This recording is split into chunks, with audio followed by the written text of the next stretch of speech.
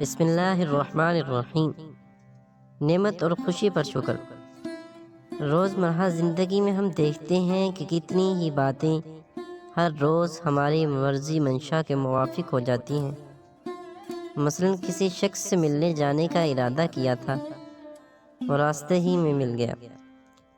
پیاس لگ رہی تھی، فریج کھولا تو پانی کی ٹھنڈک بوتل مل گئی۔ ایسی سب باتیں باعث خوشی ہوتی ہیں، ان پر اللہ کا شکر ادا کرنے کی عادت ڈالنی چاہیے۔ شکر کا کلمہ الحمدللہ ہے، جسے اللہ کے رسول صلی اللہ علیہ وآلہ وسلم نے افضل ترین دعا قرار دیا ہے۔ رنج و پریشانی پر صبر۔ اسی طرح کتنی ہی باتیں ہماری مرضی اور پسند کے خلاف ہو جاتی ہیں، جن سے ہمیں رنج ہوتا ہے۔ جیسے کہ گرمی لگ رہی تھی، پنکھے یا کولر کا سوئچ کھولا تو معلوم ہوا بجلی کا کرنٹ ہی نہیں ہے، یا بس پکڑنے گئے اور وہ ہمارے پہنچتے ہی نظروں کے سامنے روانہ ہو گئی۔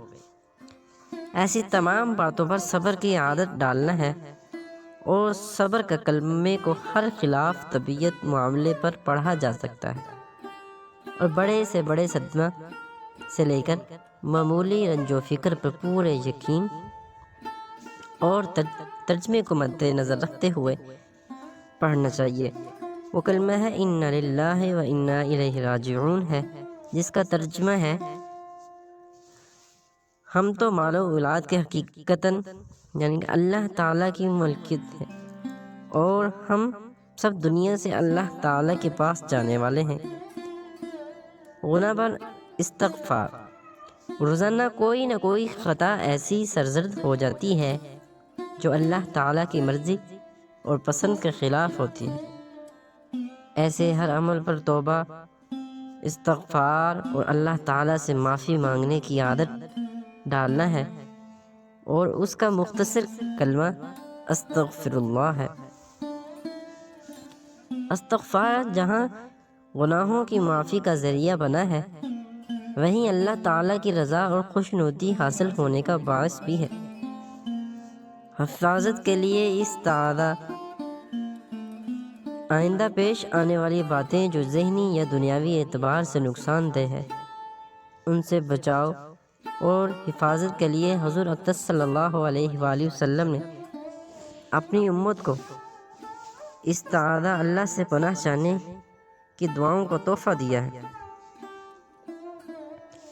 جن میں دنیا اور آخرت کی ہر چھوٹی بڑی برائی سے اللہ تعالیٰ کی پناہ مانگی گئی ہے۔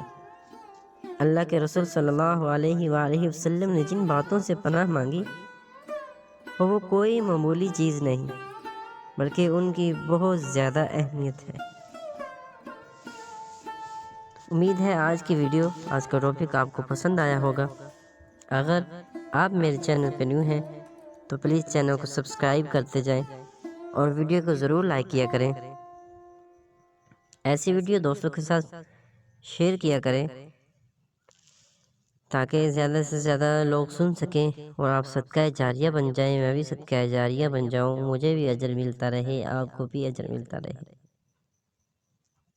میری ویڈیو سبق آموز ہوتی ہیں، جس میں ہمیں بہت سبق حاصل ہوتا ہے، تو امید ہے آپ کو پسند آتی ہوں گی۔ تب تک کے لیے اجازت دیں، اپنا بہت سارا خیال رکھیے گا۔ نیکسٹ ٹاپک کے ساتھ، ویڈیو کے ساتھ، ایک اچھی تحریر کے ساتھ پھر حاضر ہوں گا۔ اللہ حافظ۔